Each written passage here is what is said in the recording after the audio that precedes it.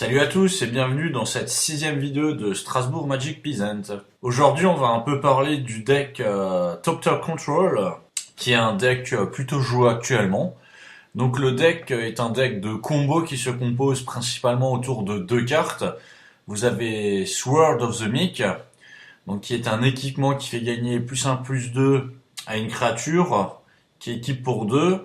Mais le gros intérêt, c'est que quand cette carte est au cimetière, quand une créature 1/1 arrive en jeu sous votre contrôle, vous pouvez le renvoyer en jeu et équiper la créature.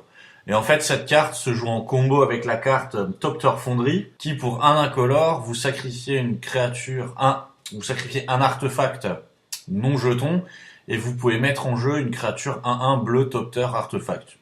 Ce qui fait, et vous gagnez aussi un point de vie, hein. N'oublions pas le 1 point de vie qui est gagné.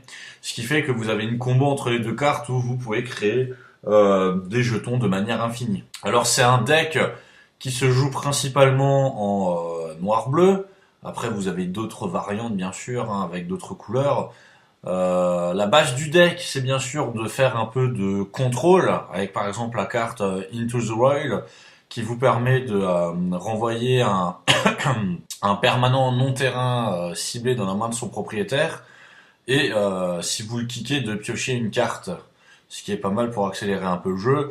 Vous avez aussi des cartes comme Agony Warp qui vous permettront de gérer les créatures adverses, ou des cartes comme Echoing Decay qui vous permettent là aussi de gérer les créatures adverses. Vous avez les traditionnels Mana Leak par exemple pour pouvoir contrer les sorts.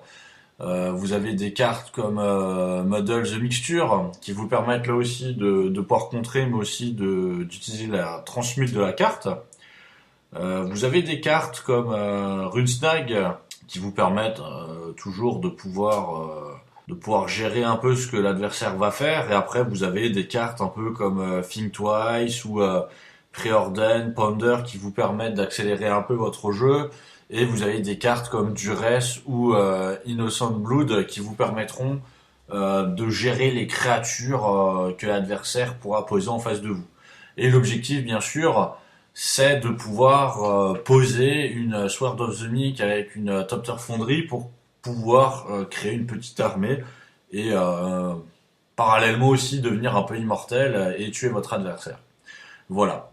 C'est un deck plutôt facile à faire, les cartes sont quand même assez peu chères.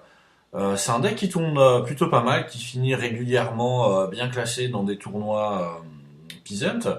Donc je vous conseille un peu d'essayer de le faire. Voilà, à plus.